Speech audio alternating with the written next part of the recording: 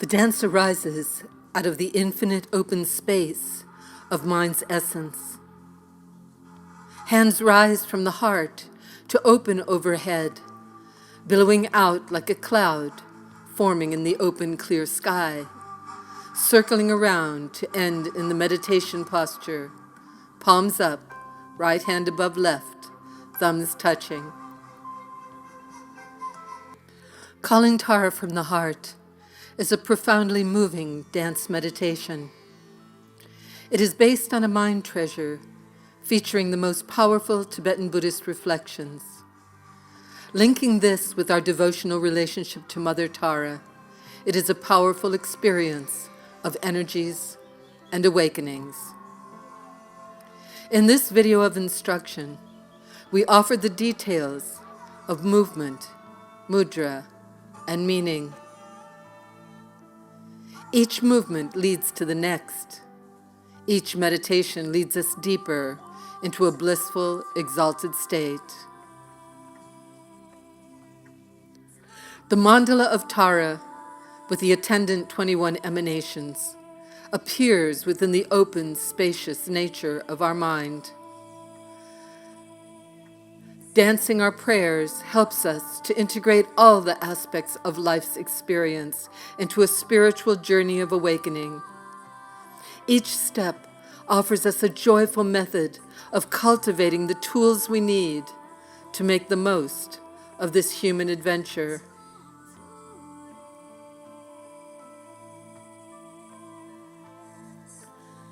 May anyone who hears this practice, meditates with this practice, dances this practice, be inspired to manifest the sublime qualities of awakened mind.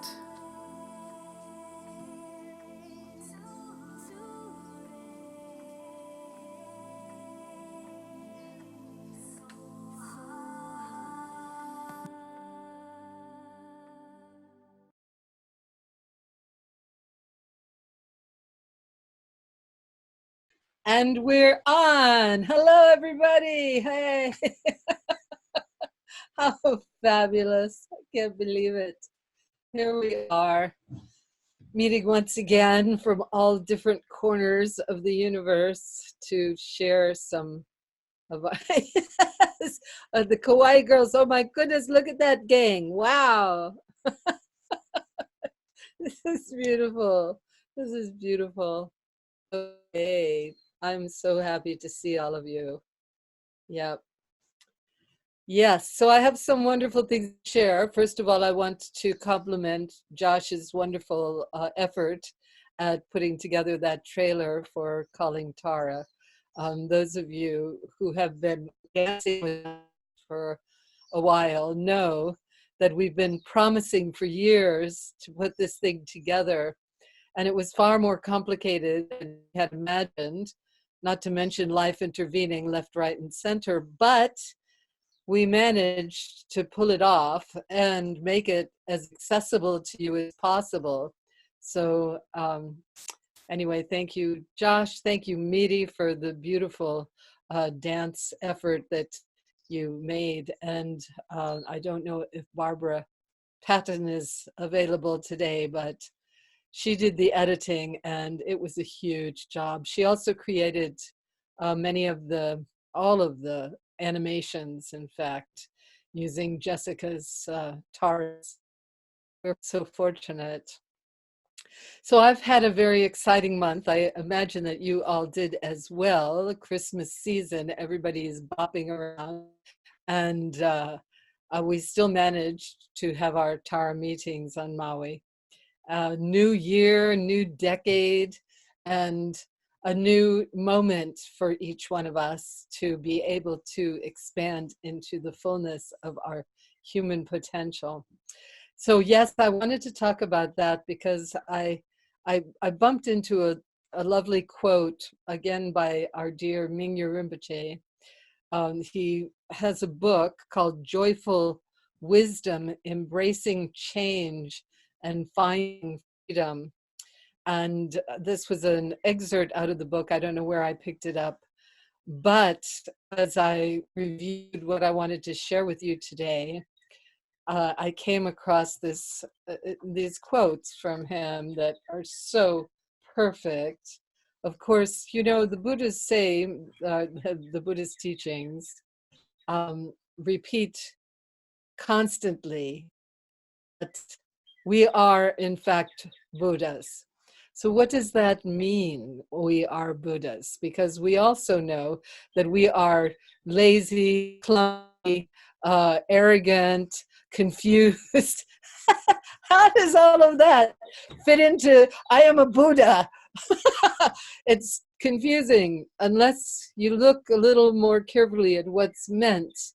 It's like holding up an acorn and the acorn saying, I am an oak tree.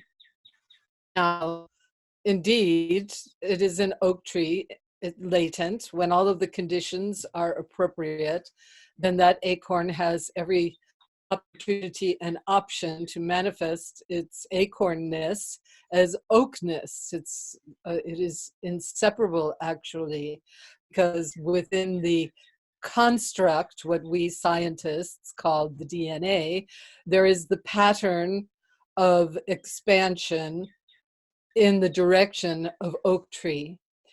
In the same way, we are Buddhas. We have this potential within us. And in the thing that's a little bit different from the metaphor of the oak is that it is inexorable that we are going to manifest this aspect of consciousness that is inferred through these teachings of Buddhahood. We are going to do this. We don't know when, we don't know how, but we do know that this is an inescapable part of who we are and what we are. This is our ultimate potential. And according to those who have engaged more fully in it, we are repeatedly told that we will notice certain aspects, but that no matter how much we talk about it, that it cannot be conveyed through words, that it cannot be conveyed through analysis. It can be inferred. In other words, we can look at it, we can see a direction. We can provide, we can prepare the mental activity, the emotional, the energetic positioning that allows us to experience the vastness of our potential. So here it is about, it's just so beautifully put, so I really want to read this to you about, where is it?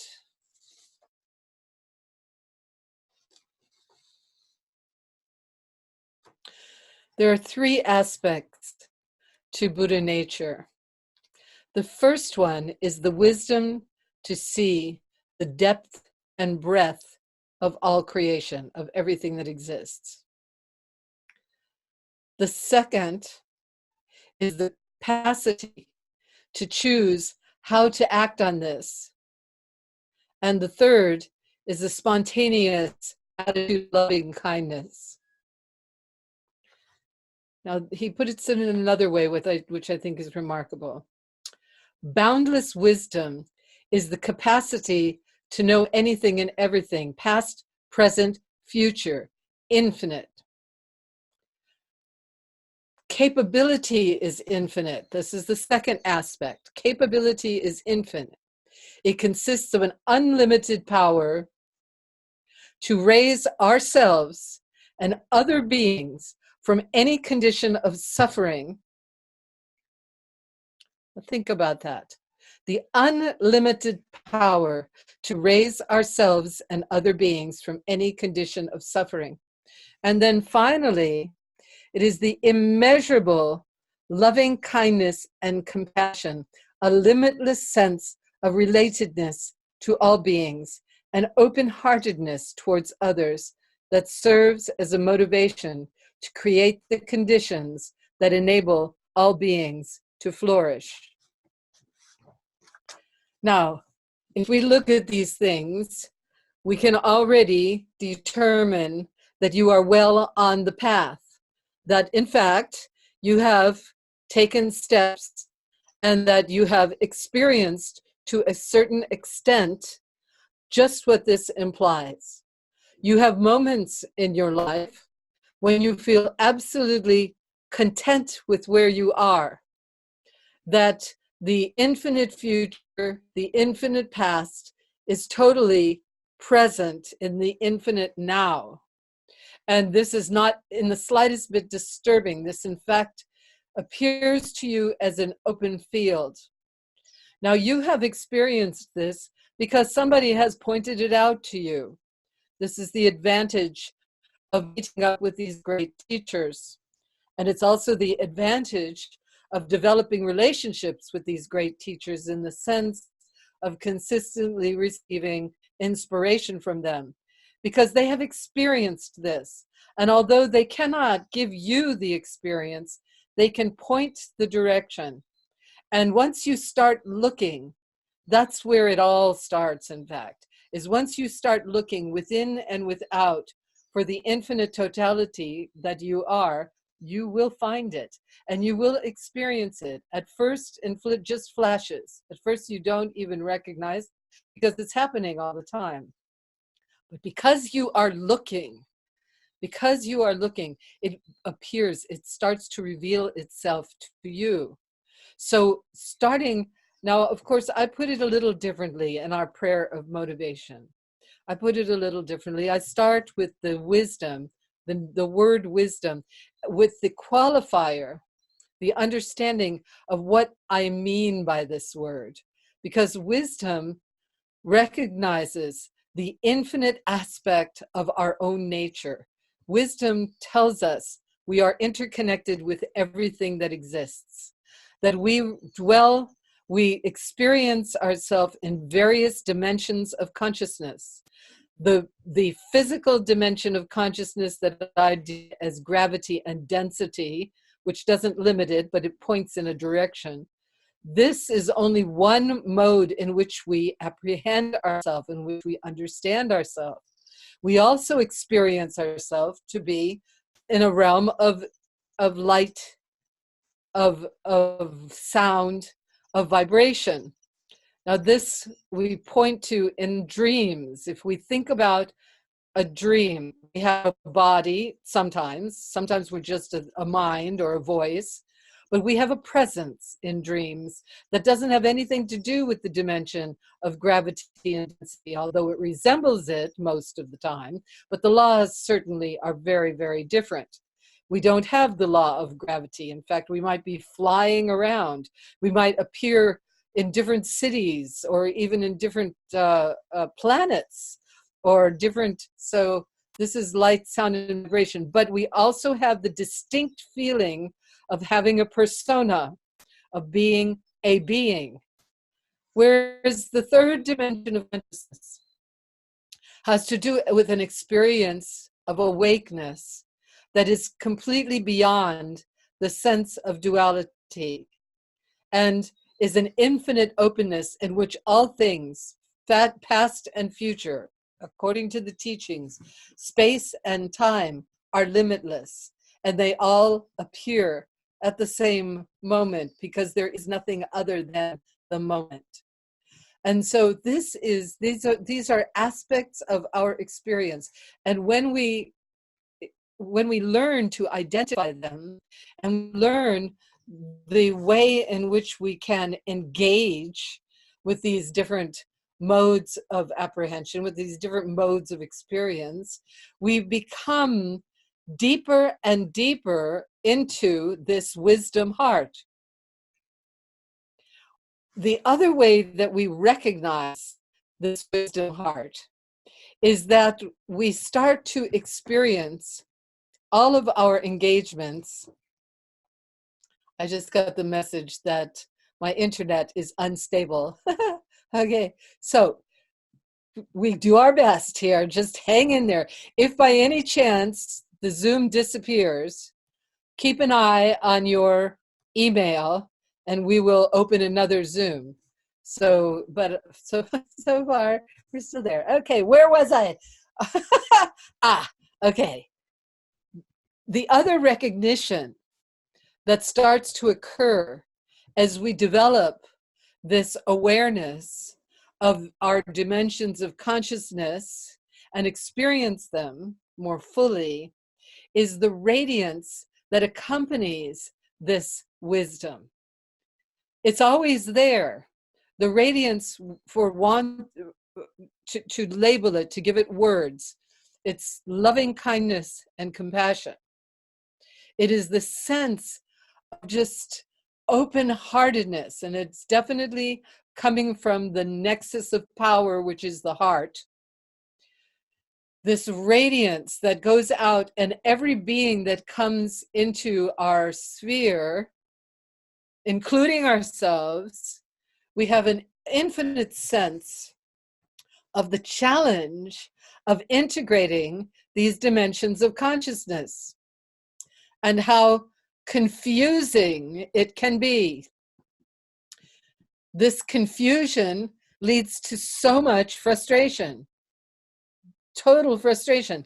This frustration causes us to attach onto moments of disequilibrium and drive us into an obsession with suffering and pain. And because it is a very vivid experience, so there's nothing like suffering to really get our attention. Pain is the great levelizer. Once it has its attention, it grips the attention. And it becomes very difficult for us to relax and expand into our infinite nature. So these teachings, this path, this journey that we are associating with, that we are working with, it relies on this understanding, and we can only develop this understanding if we have experienced it. Now, looking at all of the lovely beings that I see here in our, I just love it to see all of you. I know that you all have taken this step already. I know that you have yourself determined that you have a greater possibility than just slogging around trying to make sense of what's going on around us. In fact, the deeper you go into wisdom and compassion, the more you are capable of seeing every moment as an opportunity or a space. You know, opportunity, it seems so selfish in some ways. So that's not what I'm trying to indicate. It's like a door opens and you look through the door and you see, oh, there's the possibility of an infinite exploration, but also we see the possibility of sharing our love, and we see what happens when we actually accomplish that. When we really do touch another and we feel that our touch has helped them in any way, there is a resonance that occurs within us that is a direct attunement to our inner wisdom. So the more we can cultivate those experiences, but they cannot be based in wanting to have an experience. It's a little tricky, but it happens as we continue to focus on the heart. We continue to open the heart. We continue to affirm our Buddha nature. And as we engage with others, we learn more and more. So this is this business about skill. Because skill comes from engaging. We become skillful when we practice these things that we believe in so much, because it feeds back to us. It feeds back to us. And the bigger the challenge, the more opportunity we have to really plunge deeply into finding our personal resistances. Now, this is the other piece that is constantly given to us to examine, is to see what is holding us back. What is it? What happens?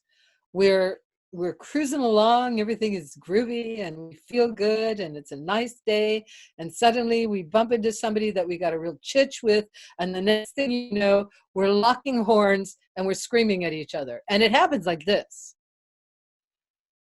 And then we wonder, how did I get here? Or that's one side, that's the explosive side. Then there's the other side where things are not quite going the way we thought they were going to go. We thought that we had a fabulous gathering that people really understood, and it's not working. And then we start to just go eat worms. We just decide that now I'm depressed and I can't function and I just want to go to bed. And does this sound familiar? So these once we catch these, once we notice, when we really start paying attention. Of course, this is the opening salvo of these whole practices, is to say, just pay attention. Pay attention. Do your best to see how this reveals itself, how you are revealing what's within yourself that is causing this sense of disequilibrium, out of balance, definitely not connected in with wisdom and compassion. What is doing that? Now we come to the other big, shall I say, influence of the month, because my dear friend Ari, I popped into this, I don't know, somebody sent me about this man who had healed. I think I spoke about this in my last Zoom. He healed a child of cerebral palsy using his hands, manipulating an energy field. And this really impressed me. It was just some little internet thingy, but anyway, I pursued this guy. And I talked about it. I talked about it to everybody. Yeah, maybe that's it. Maybe it wasn't on Zoom. It was probably with my Maui circle, because I really got into this twice now about this situation, because it excited me. And my dear friend Ari reminded me, this guy, Joe, and I think his last name is Dispenza. Joe Dispenza has written some books, and she actually bought one of them, and I was actually able to download one.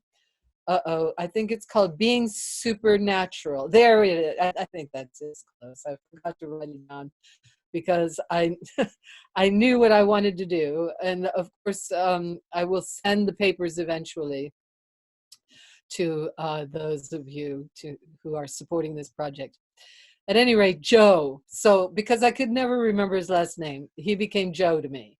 Joe is a neuroscientist, and he has made many rather remarkable discoveries about, or let's say he's open to the information that we are beings of radiance, that we are beings of energy, that in fact there is nothing solid here. Now we know this. The Buddha told us everything is arising and passing away 360 times a second.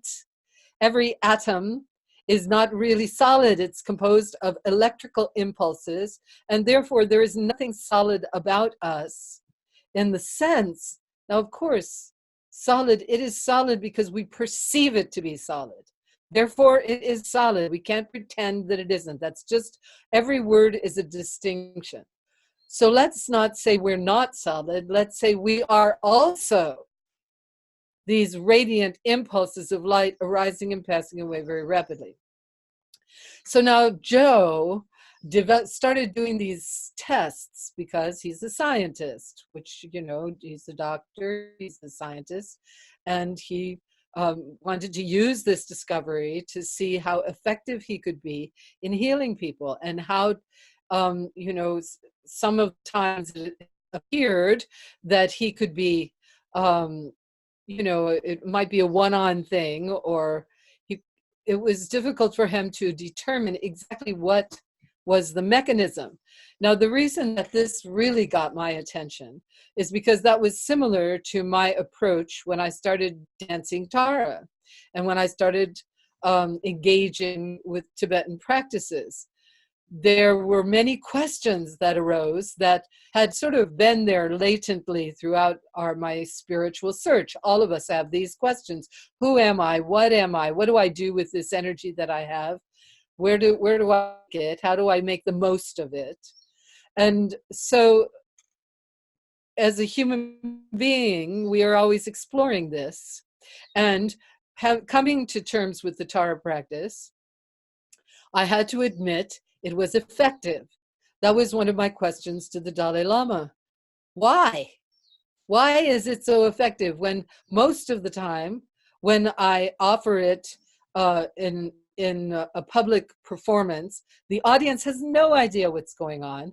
Most of the dancers have no idea, but we're all together doing this thing, and we all have a powerful experience. And it was like this from the beginning, that there was this powerful experience. So His Holiness said, well, it's like the wind. You don't need to know the name of the wind to feel its effect. Tara is very, very powerful. And that was a good answer. That was helpful. But it didn't answer everything. It didn't really solve it all for me.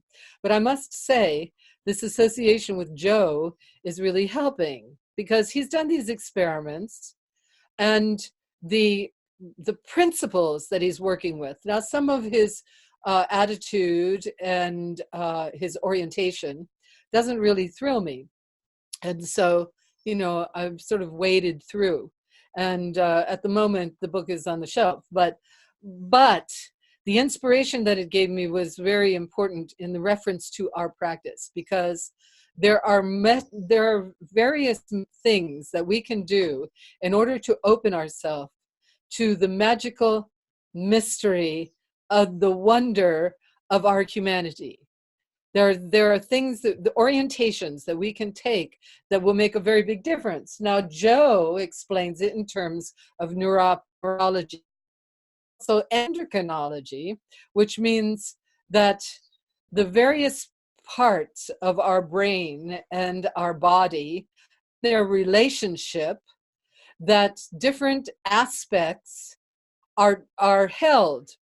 So he actually talks about the chakras, which he calls, I think wheels of energy or something like that, because he was trying to divorce his work from any religious orientation, which I think is probably a wise idea if you're engaging in scientific research. And he points out that the body responds in different ways according to the way the environment stimulates it. So, but the body in different centers holds different jobs. So, for instance, the first three centers, the procreation, the connection to the earth, and the power center, these three centers all revolve around protection and the idea of reproduction.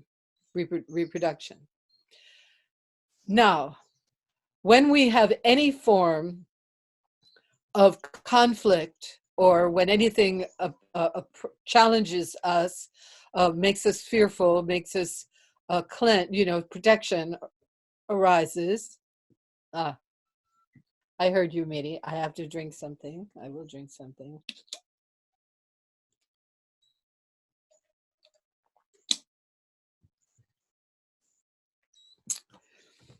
What happens is the impulse, the first thing that reacts are the lower centers. And they react according to patterns that have been put into place through experience. Everything in our body-mind is a reflection of our experience, and it is limited by the sensory array that we focus upon, and by past experience held within these centers. According to calculation, all of our centers have intelligence, have their own intelligence. When it comes to protection, that's the first thing that goes off. And the body mind has learned how to grab that energy, and it's fight or flight. So what occurs as we age, as we get older, is that these tendencies become patterns. So when it's stimulated, those are the patterns that are put into place. So when someone approaches us and attacks us, at least that's how we experience their alertness or their aggression, it can be anything. Our impulse is to push back. It's fight or flight. However, Joe also discovered that the higher energy centers can help to disarm this impulse, this habitual impulse, especially coming from the heart. That if in fact we are able to generate positive feelings and to be aware of these knee-jerk feelings, that we can in fact take the energy that's created by the fight or flight, and actually it's a lot of energy. The adrenals are going off, everything is shouting, so there's a lot of energy being stimulated there. The heart, by its ability to open in loving kindness and compassion, to appreciate beauty and wonder, it can take that energy, if once it determines that there really is no reason to fight or fight, it's an automatic reaction, it can take that energy and use it to propel itself into a higher awakening. Now, this is very similar to what is described in Buddhist texts, that we do not want to get rid of the experience, the energy that arises for any reason.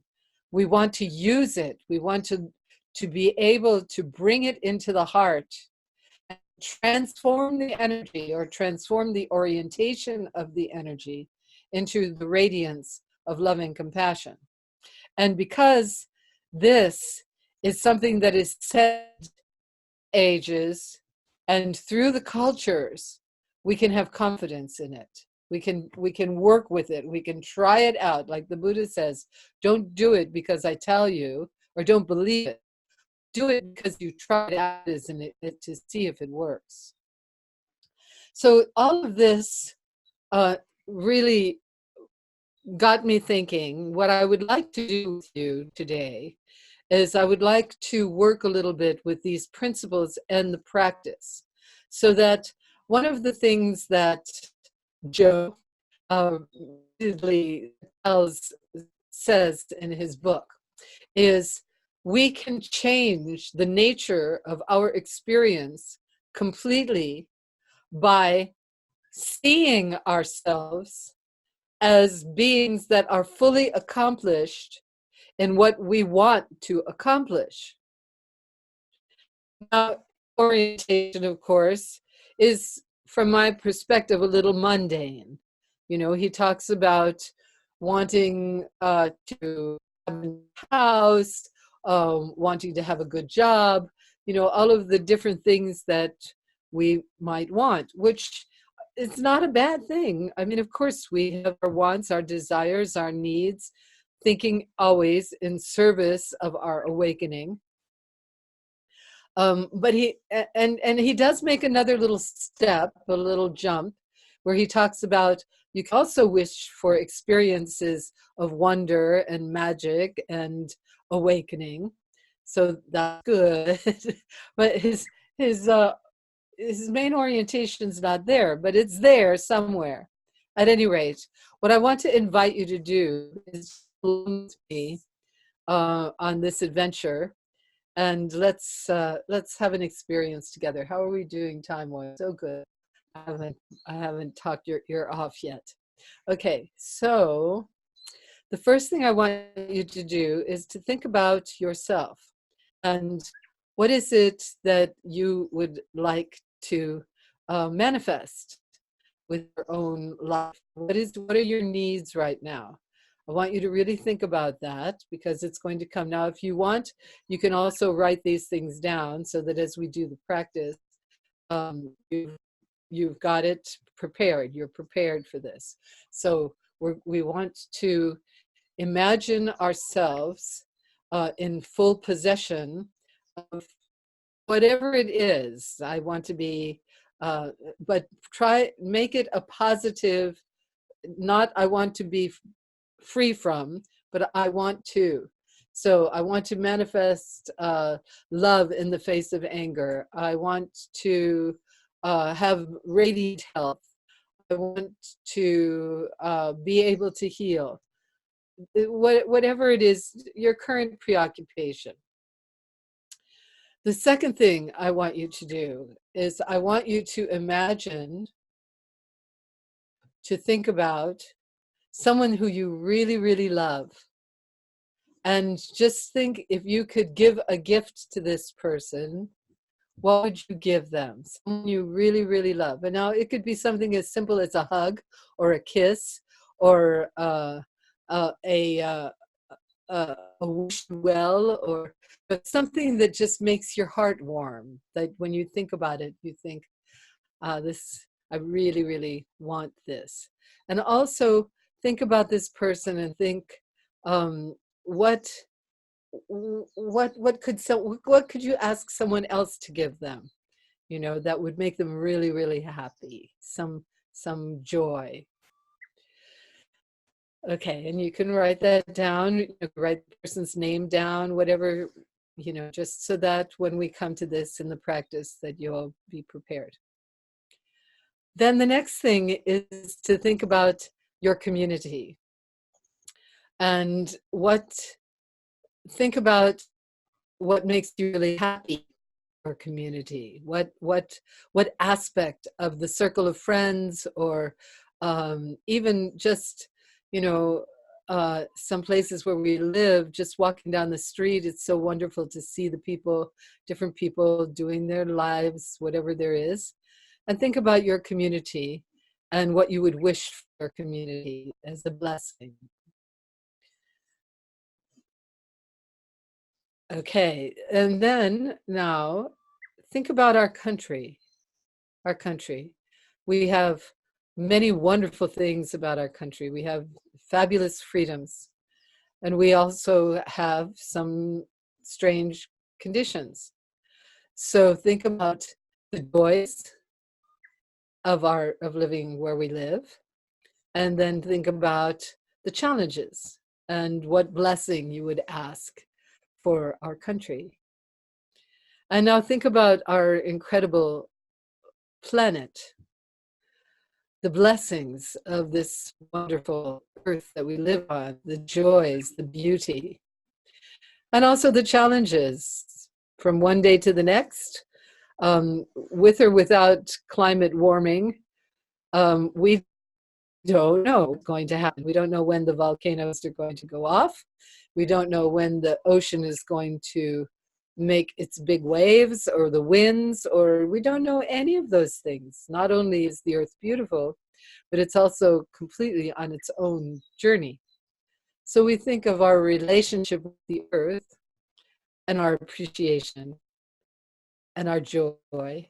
And also we think about, if we were to bless the earth, how would we bless it? What would we give? And now we think about all of the different communities on this planet, all of the different countries, and all of the different tribes, all of the different groups, the different languages, the different customs. We think of how much joy this brings us. And we also think about what blessing would we give? What if we had the opportunity to give infinite blessings, what would we give?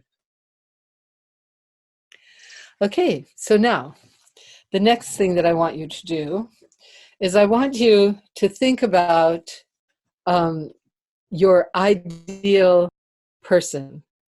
Now, we call our ideal person in our circle Tara. You can call her whatever you want, or him.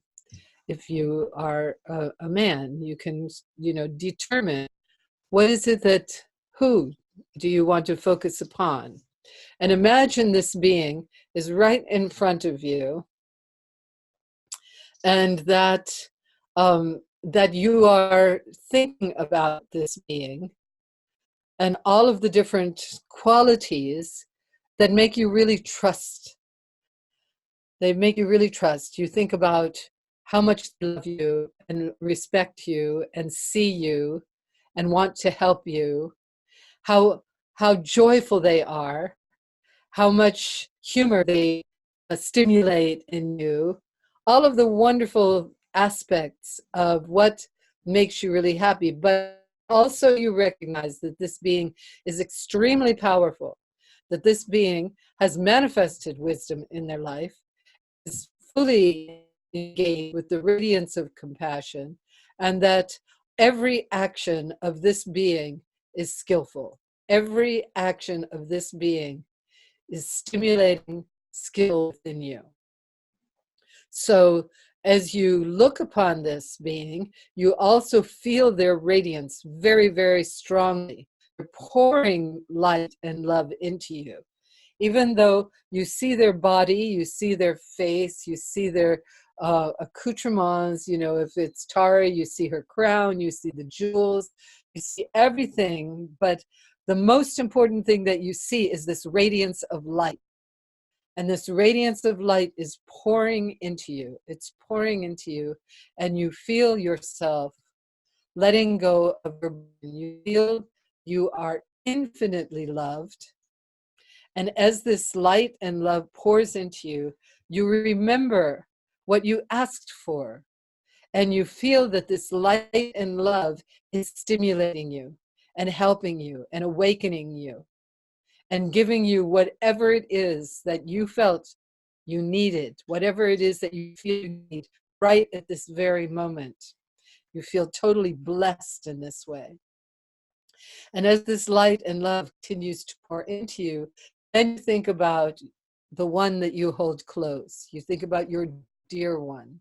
And you think about how much you love them and how warm that love makes you feel, how totally comfortable and confident.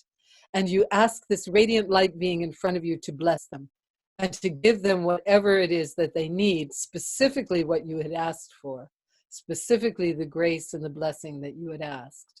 So feel this light pouring into them. Now you think about your community, your circle of friends, your circle of all the beings that surround you wherever it is that you live. And you feel the light from this radiant light being pouring into your community and totally uplifting and encouraging all of the joy that you feel with your friends and your family. All of those moments when things seem completely transcendent with joy. And then the light continues to pour. You think about those moments of difficulty. You think of whatever the difficulty is, whatever you wanted to pray for. And you see the light totally transforming whatever negative conditions there are in the community into wonder and joy.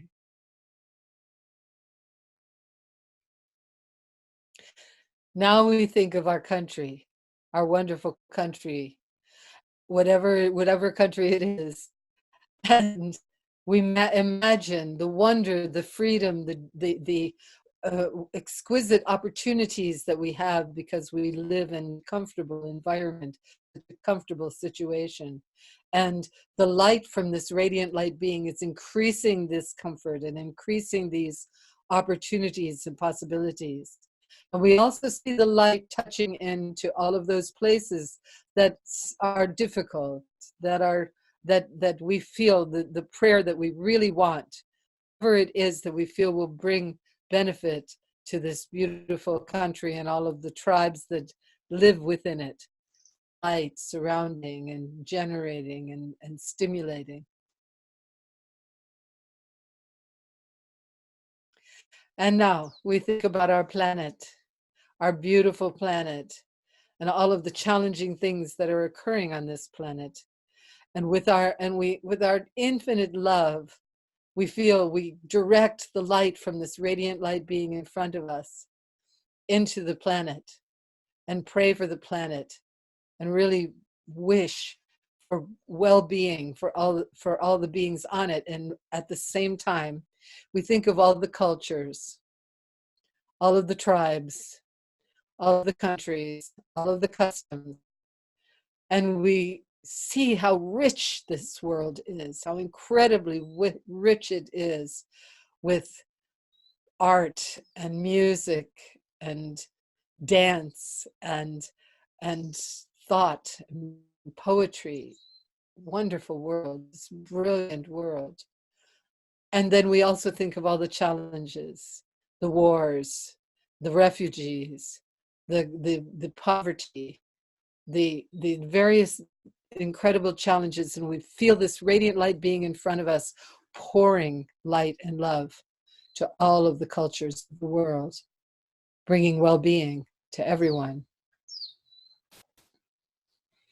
Now, this radiant light being in front of you, looking directly at you, it sees you not only in your physical form, but in your radiant light being form. And you start to see yourself that way, to feel yourself that way. You feel yourself, you feel that you are made of light. You feel that every atom of your being is dancing with every other atom of your being, and that you're trembling with light and love and radiance. So this light being in front of you merges with you, and you feel even more resplendent. You are just filled with light, and you feel your heart. You feel your heart pulsing with radiance, pulsing with light.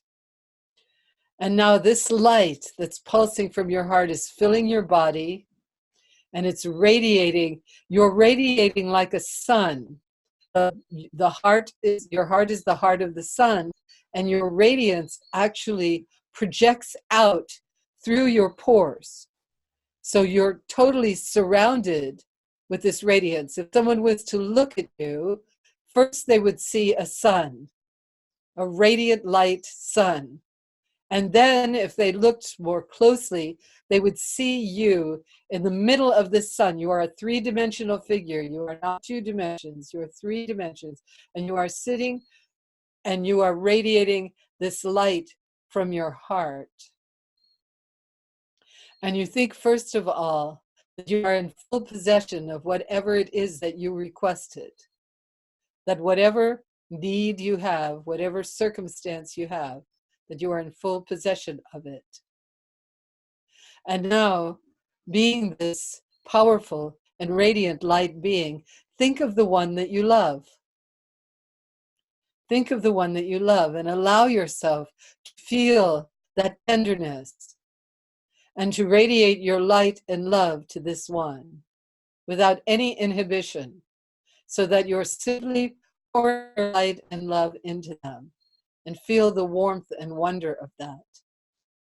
Now feel the warmth and wonder pouring your light into your circle, your community, your circle of friends, your circle of family, your loved ones. Feel that light pouring from you into them. And everyone is so happy. There is so much joy. You are just trembling with the power of the joy that you are sharing with your beautiful family and your community. Now think of this country, this incredible country. And at this moment, everyone is open-hearted. Everyone is receiving the light pouring from you. Everyone is remembering how precious it is to love and celebrating that love. It's going throughout the entire country. Every single being in this country is being touched by the radiance of your love and revealing the radiance of their own love. And now the radiance of your light and love surrounds the planet, and you feel it embracing all the different corners of this beautiful planet with love and appreciation and gratitude. Pouring out of you love, appreciation, and gratitude. And then you think of all of the beings that inhabit this incredible planet. All of the wondrous beings that inhabit this planet. All the cultures, all the tribes, all the different conditions. And you feel your light touching them deeply. You feel your light stimulating all of these beings, all of these tribes, all of these cultures, so that just this moment they drop whatever inhibitions they have to their radiant love. And you start to see them all as these radiant light beings. And they are totally being stimulated by love pouring out of you. And their love meets you. And the whole world surrounded with this radiant light and love.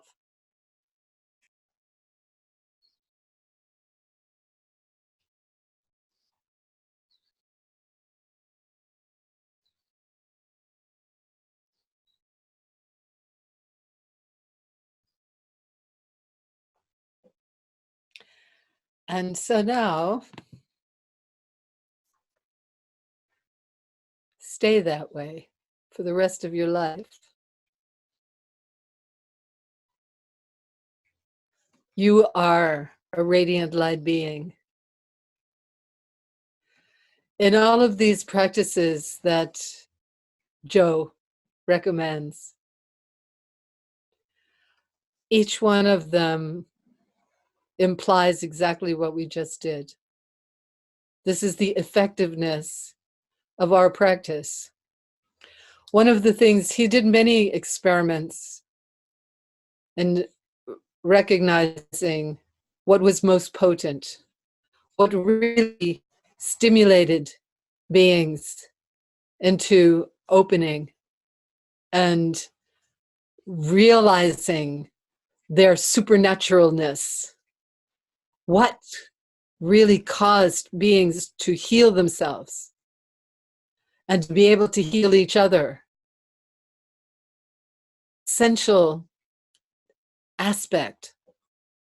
And it was to be able to see themselves fully in possession of these qualities, the qualities that they want to engage, to be able to see themselves not as a stick figure, not as a photograph, but as a three-dimensional figure. Now, this is what we've been practicing through our dance, because when we're dancing as Tara, we are certainly concentrating on feeling ourselves to be in that essential nature. Yes, we go in and out of different kinds of mind qualities. This is natural. We are training the mind. Because according to this esteemed neurologist, the mind is infinitely trainable. Haven't we heard that before from our wonderful teachers? The mind is infinitely trainable. But we have to do it. It's not, however, what I can say, and certainly in looking at Mingyur Rinpoche's talk, back to joyful wisdom, is that we are doing this all the time. All the time. We are cultivating this in our life as much as we possibly can. So one of the things that he points out, I'll see if I can find it here because I thought it was so cute.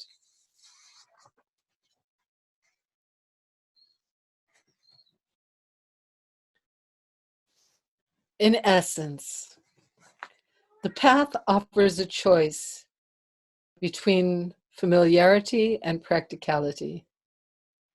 There is, without question, a certain comfort and stability in maintaining familiar patterns of thought and behavior. Step outside that comfort zone. It involves moving into a realm of unfamiliar experience that may be uncomfortable, but it produces an openness that allows you to expand into your true nature. My cat has commentary. Okay, my dears. So I think that I've come to the place where I want to ask you, how are you doing? How was this experience for you? So first, I would like to ask if there are any questions or comments that anyone has to make. And so Josh will unmute you. Just wave your hand and we'll see if there's anyone who has anything to say. Josh, do you see anybody? Okay, well then I'm going to ask you. So, Nicolette. Yep, there you are. I'm going to unmute you and ask you, how was it for you, this experience?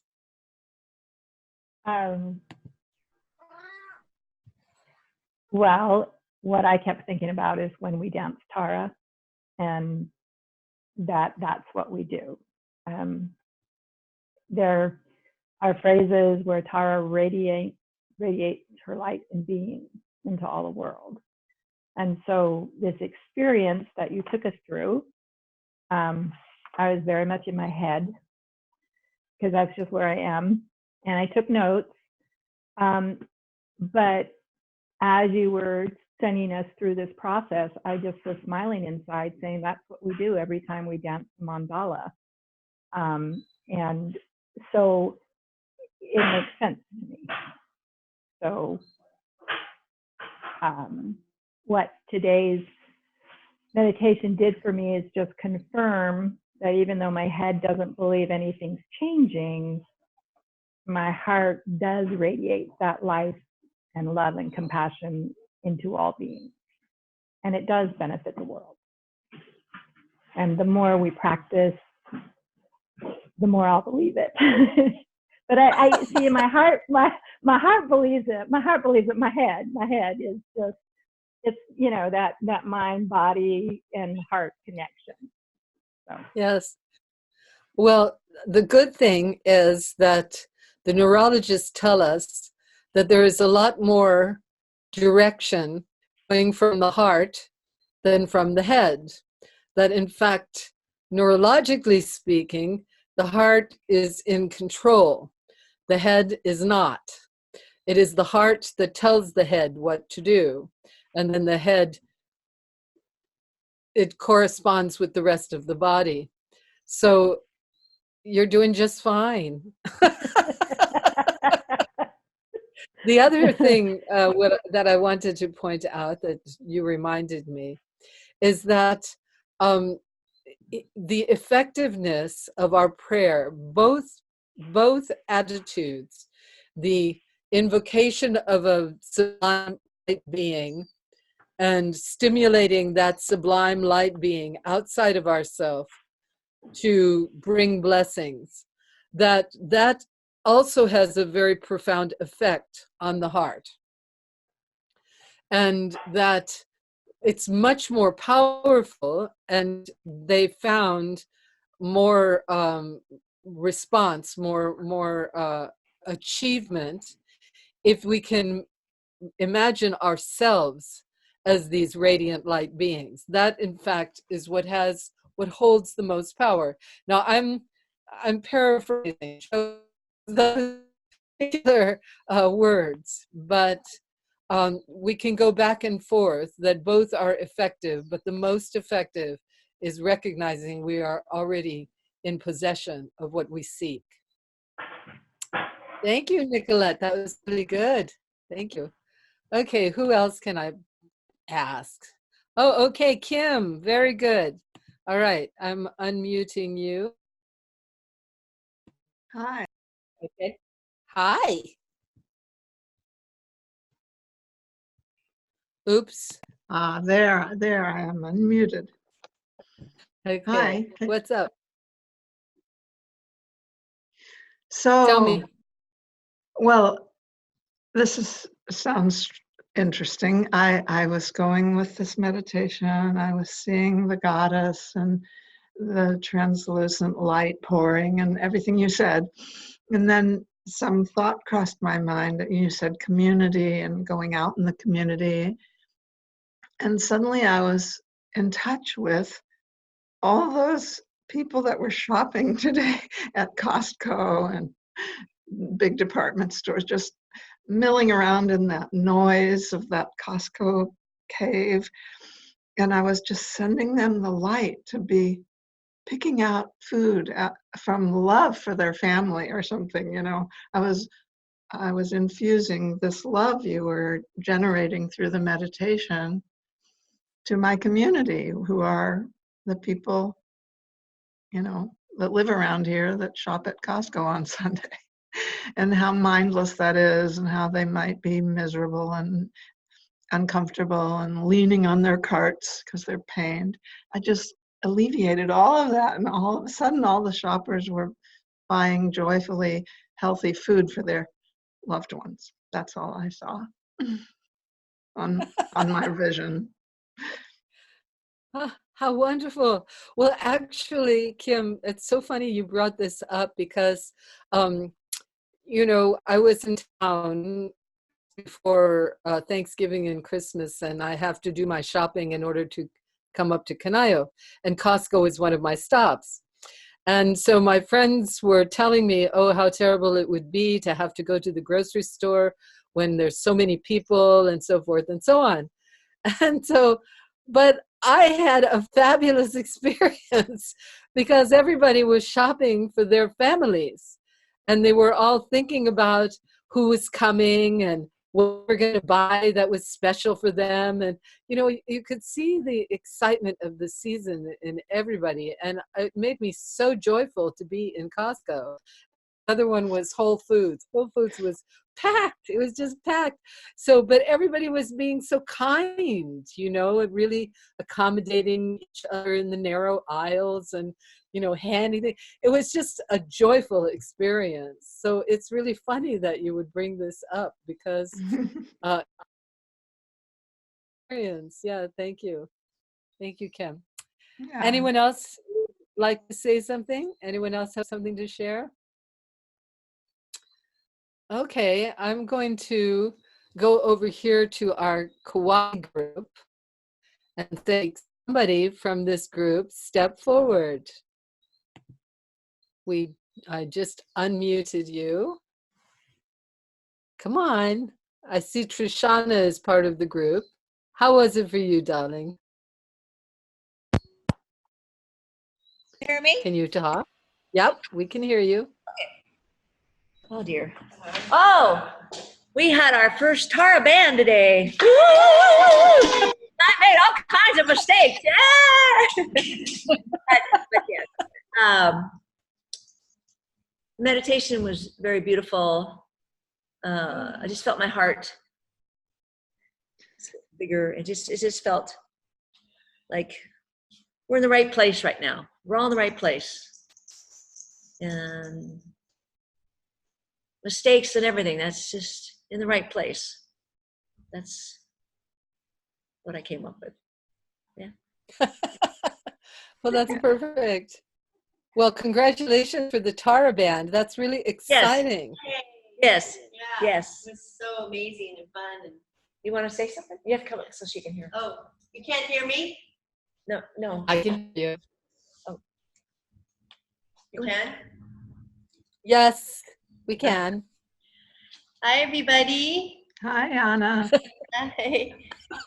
I had so much bliss and just deep practice. Thank you, Prema. My dog is freaking out now.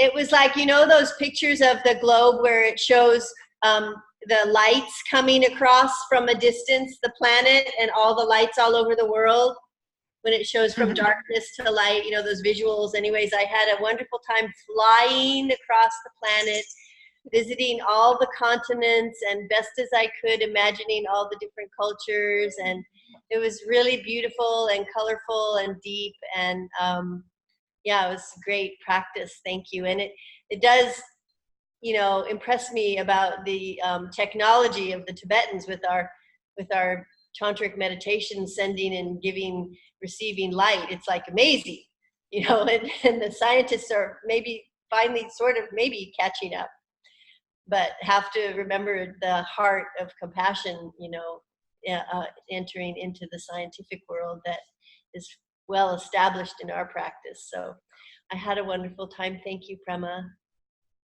Yeah, wonderful. I'm so happy that we could do this today. So I want to mention we have 2 groups that are cultivating the music right now. I'm very excited about you girls in Kauai. And also I understand that there's a group in Woodstock, Woodstock, New York, that is also working on the music. So that's really delightful. I love the idea of new Tara bands sprouting up.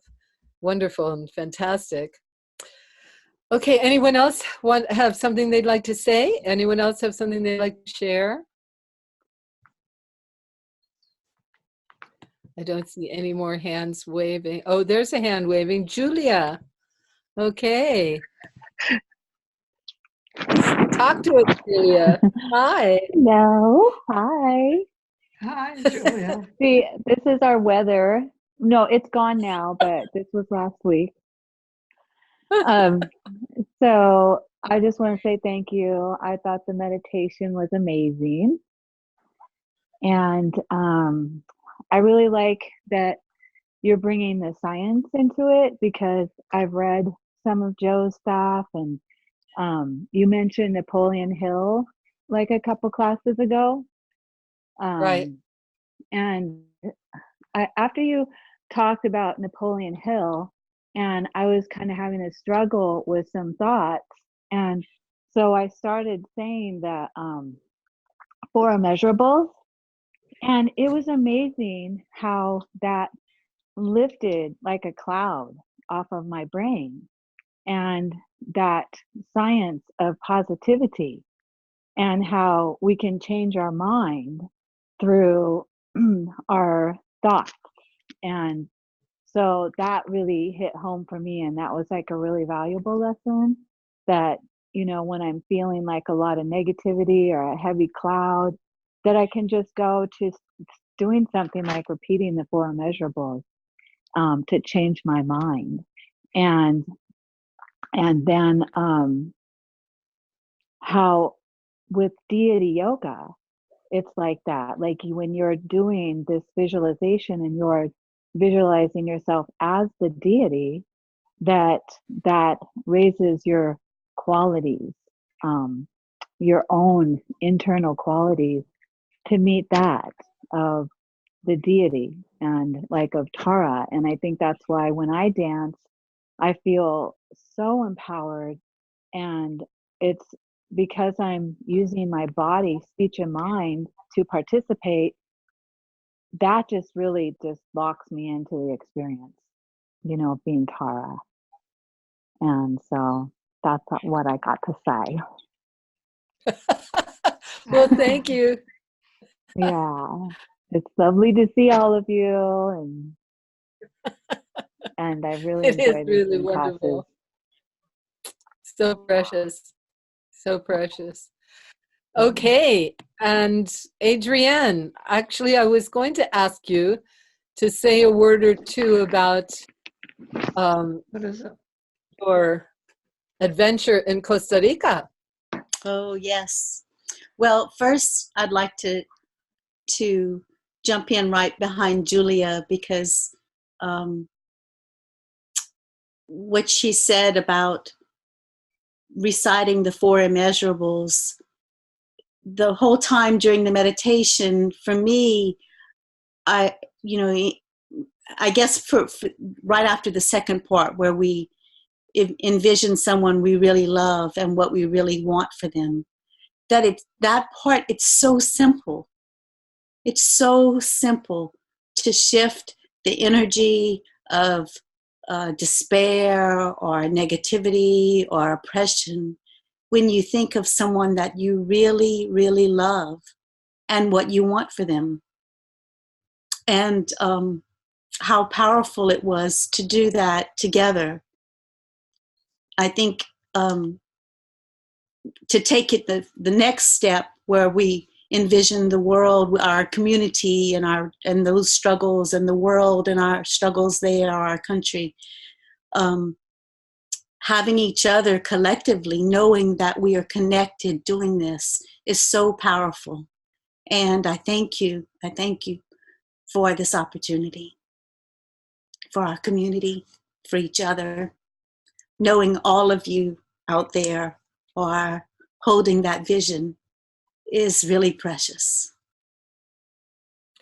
Thank you for And saying that. It go ahead. reminds me actually of something that I wanted to mention, that Joe, again, said the most powerful thing that we can do is to cultivate these feelings, heart-centered love and compassion and gratitude, that we need to be able to touch into them and use the power of them to help us to move through the difficult times. I thought that was very interesting. So that's exactly what you were indicating. And that's what I was trying to help us do as we went through that. So thank you. And carry on. And Costa Rica. Of course, I envisioned you all with me. I do every time I dance. It was really sweet. We had a wonderful group, and I'm so very thankful for Amber and Jasmine from our Tara Sangha community who showed up and helped to really hold some stability in the mandala. We were able to dance the mandala 2 days with different people coming in and out, and all brand new, all never having seen the mandala or danced the mandala. We were about 9 or 10, I think it's, or maybe 10 or 11, not counting me, on the 2 days. We had an intro day. We had about 17 people there for the intro day with a couple of the spouses, the husbands of a couple of the women who were participating out and get a little taste of it the opening day. And we were in paradise. Beautiful, beautiful space. Really, really special. And there are a few people there who want to keep it going, and they're kind of trying to figure out who might step up to really be in the leadership role. There's willingness and interest, but not all feel capable. So there's some discussion about that right now, and they're trying to get it together. But they're hoping to have that happen again, to support Jasmine maybe in bringing Prema there at some point, and also a couple of them talking about showing up at Woodstock. So Wonderful. Yeah. Okay, thank you so much. I'm so glad that you did that. Beautiful. Okay, anybody else have something you would like to say or share before I launch into the news? Amber, okay. Unmute. Okay, can you talk, Amber, and let me see where, oops, where did you go? Amber. I see Phyllis. Okay. Help, Josh, where did Amber go? Oh, there she is. Okay. So you have to unmute yourself.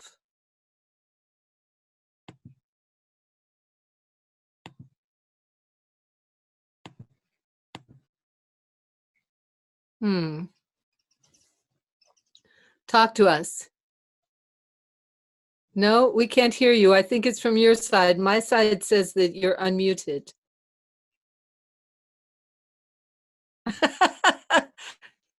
No, you don't see any clicks on your computer? Oh, I'm sorry. We can't hear you.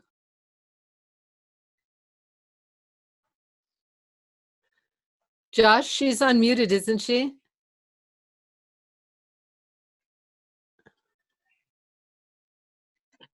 Okay. Yes. So here she's she's doing us a chat.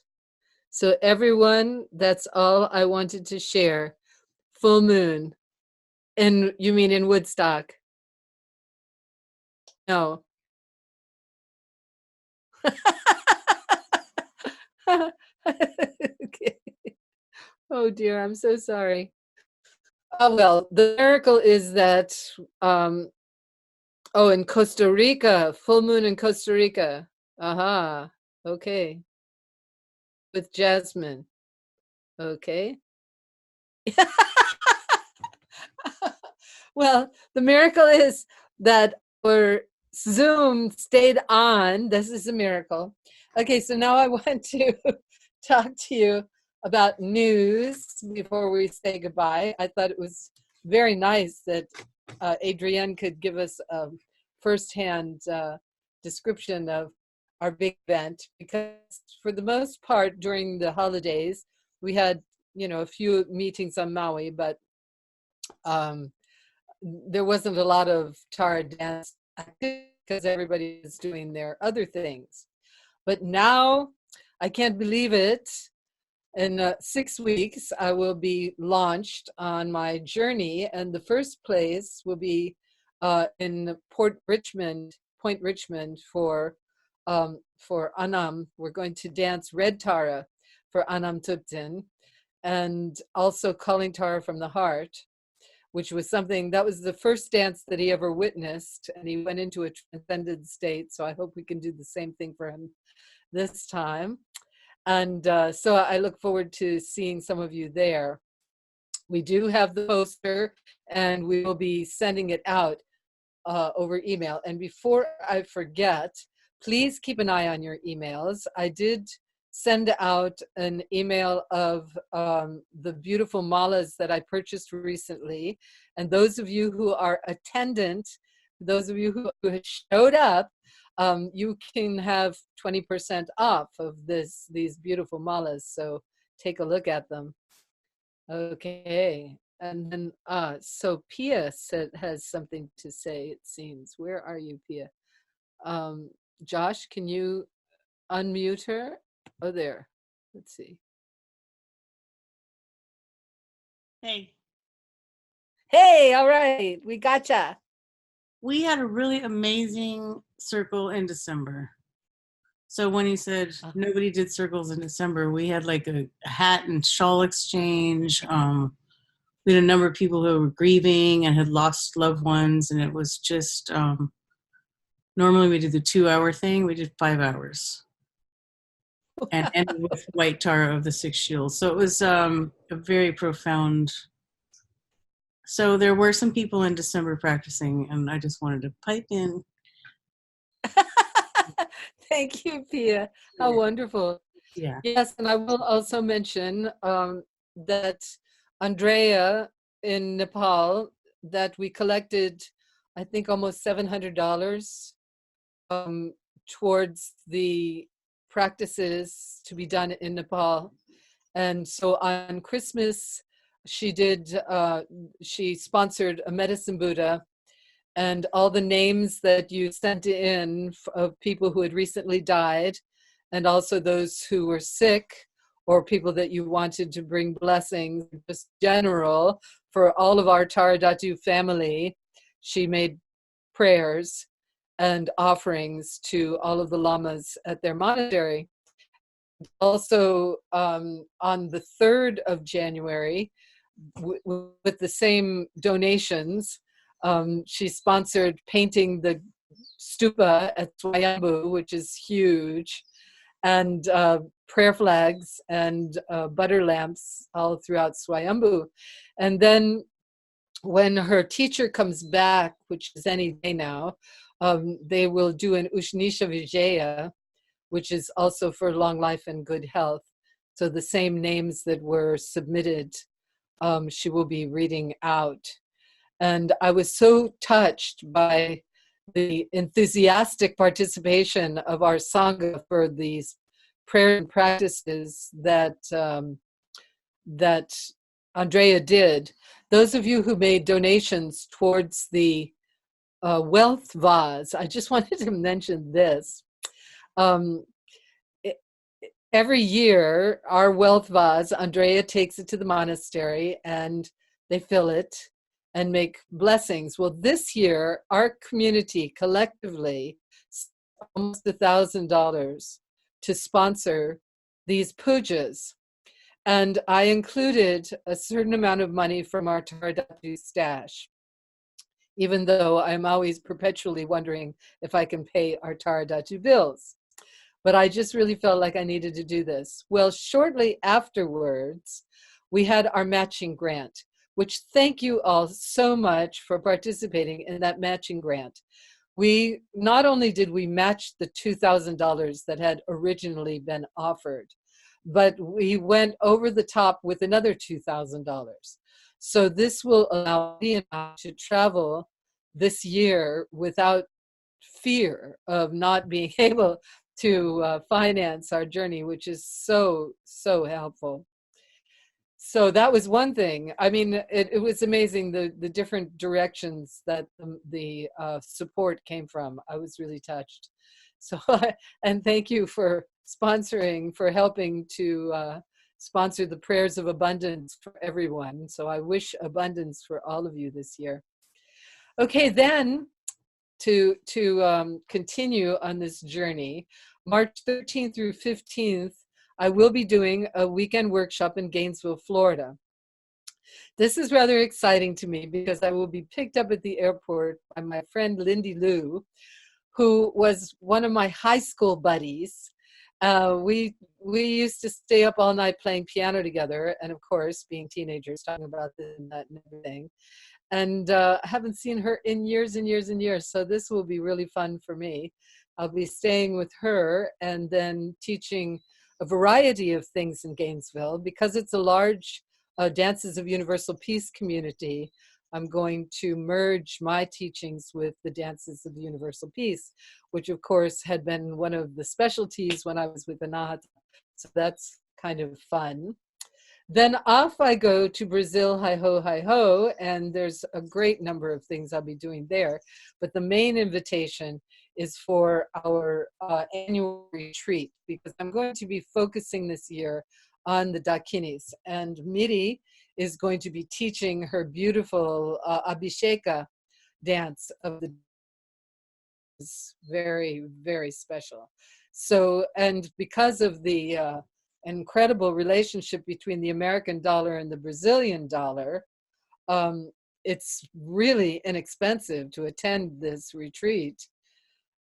And I mean, even flights, I was able to find a flight from Florida for $500, which is kind of shocking, round trip. So yeah, you might think about coming to our annual South American retreat on the 21st through the 30th of May. Then we're starting to really cook up Ecuador. My dear friend Frisia, who is the one who invited us to come and dance with the Ecuadorians, she had to come to Maui to sort out some paperwork and came up to stay with me. And we talked about her adventures in Ecuador. She has developed these programs where the gringos, which I guess is us, most of us, where the gringos get together with either the elderly or the young women of Ecuador and share language and all kinds of interesting things. So we should have quite an interesting group to share Tara with in Ecuador. And that is April 13th through the 24th. Then, thanks to Amber, which I'm sorry we couldn't hear from her, that was kind of strange, but at any rate, Amber has organized a weekend at the Palpung Tuptin Chuling.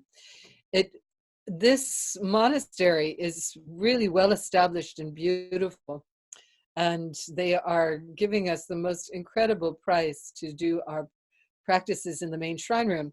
What's really touching to me is that the main Lama, who recently passed away, gave the monastery to Situ, who was one of my heart teachers, Situ Rinpoche.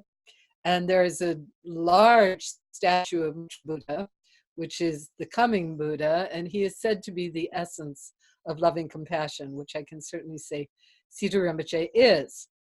So this is June 19th through 21st, and then Miri is going to do a one-day workshop with the masks on Monday.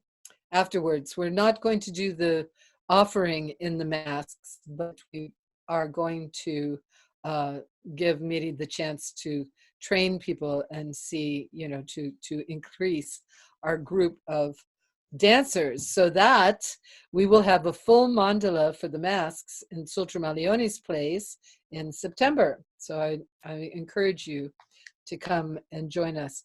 The other very fun thing that Amber would be able to share with you, but I'll have to tell you, is that they are also developing this live music group. So that's pretty fabulous to know that we will be dancing live music when we are in Wappinger Falls, New York, upstate New York. Then I saw our dear Gina Harris over there. Yes, Gina. So we're going to be going to Denver. I haven't been in Denver in years and years and years, but I've had some really powerful experiences in Denver and Boulder right around the corner. So we will be there June 26th through 28th for sure, teaching some Tara to Gina's group. I'm really happy about that. And then I do believe we're going to go to Santa Cruz. This has not been confirmed because my dear friend Vicki Noble, she does a healing ritual that I want our group to learn. It's really very powerful with drums and mantra and laying on of hands. And so I'm hoping that we can get a nice group. And I know she said that she's got someone who can organize the day for us in Santa Cruz. So I'm imagining that's going to be either July 4th or 5th. One of my favorite holidays in America, July 4th, Freedom Day. I love to think about freedoms of our country. I'm so grateful. I think in my past lives, I must have experienced the absence of freedom because it's so precious to me now, really so precious. So that's that. And then the event with Sultram is September 23rd through 28th. So this is going to be our annual retreat because we haven't really decided on any other retreat, and so Dhatu will be at Sultram's beautiful place in outside of Pagosa Springs. So my darlings, that's it. That's all I have to report. Oh yes, I was going to say the matching malas. I want to remind you, everyone who shows up like you did will get some special perk. I would like to say the prayer flags that I offered last time, they sold out. It was wonderful. I ordered 30 of them and all 30 sold out. So I'm really happy. And I will get more because they are really beautiful and wonderful. So that's it for me. Trishana, do you want to say something over there? I see your shade. Okay, yes, all right. Is that Ayana? Okay, we'll unmute Ayana. Okay, go for it. Ayana? I unmuted you. Did you want to say something? Yeah. Hi. Did you and Mary want to come over to Kauai or late August or early September before Colorado, or is that, should we? Yes. That's what we usually. Of course. Yes. Okay. The answer is yes. Yeah, I can't break my 40-year record. Every single year I have gone to Kauai. I made a commitment. I will do it. So Okay, yes, great. sometime end of August. Sometime end of August would be great. Yeah. Okay, sounds good. Okay. Thank you. Okay, my darlings. Any more? Anything else anyone wants to say? All right. So with our hands at our heart, then please think Oh, of wait, the one more thing. preciousness. One more thing. Ah. We are having a meeting right now to help disseminate the, reduce, deal with the Tara tent on my property. So just some prayers for that to just go smoothly and whatever that needs and whatever communication we need to make. We're going to have a little meeting now, but I'm just wanted the whole group to know because it's all of ours. Anyways, that's all. Okay. All We'll right. talk about it. All right. Thank you. I want to say something. Okay. Did you know it's C. Lily's birthday today? Happy birthday to C. Lily. Oh, that's fantastic. And C. Lily is actually online. Let's sing her happy birthday. So please unmute everybody, Josh. See Lily's online? Yeah. Yes. Here we Hi, go. we're Ready? on our way to a whale watch. Birthday to To you. you. Happy Happy birthday. birthday to you. Happy Happy birthday, birthday, dear dear Lily. Happy birthday to you. Ah, thanks, everyone. I'm on my way to a whale watch right now. Yay! Have a great time, Lily. Yay. All righty. Run. We love you. Thanks. I Please. love you too. You were here. Repeat after me. Manifesting as the goddess.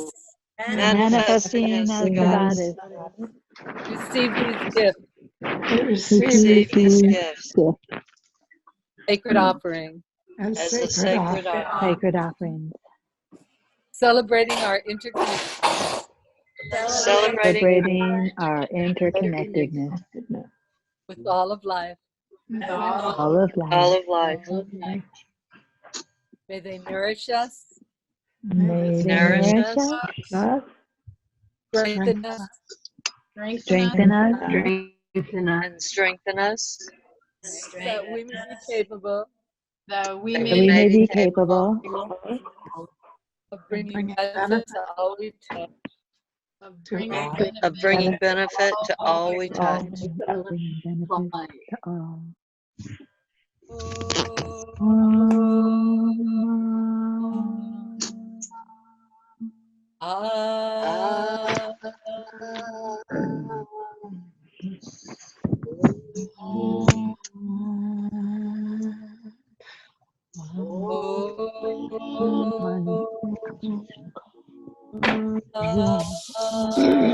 I'm on a Tara Doctor Zoom meeting.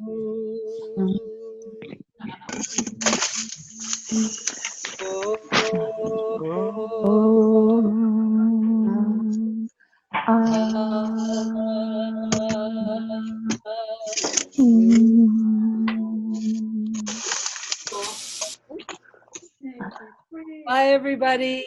Bye. Bye. Bye. Love you.